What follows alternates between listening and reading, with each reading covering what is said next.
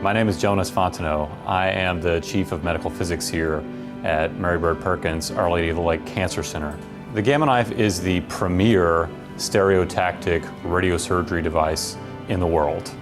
And what that means to patients in our community is access to a leading technology that will ultimately improve survivorship for many types of brain conditions, ranging from malignant cancers of the brain to functional disorders such as essential tremors. The motivation for bringing this technology to our community is driven by Mary Bird Perkins, Our Lady of the Lake Cancer Center's commitment to lessening the burden of cancer through innovative care.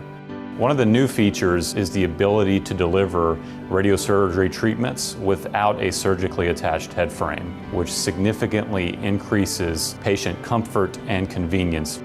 Treatment with the Gamma Knife Icon is completely non-invasive.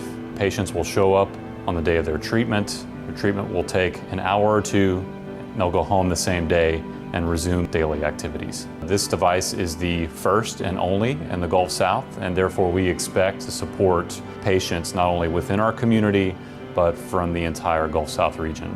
We plan to start treating patients with the Gamma Knife Icon in October, and anyone interested in more information can find it on our website.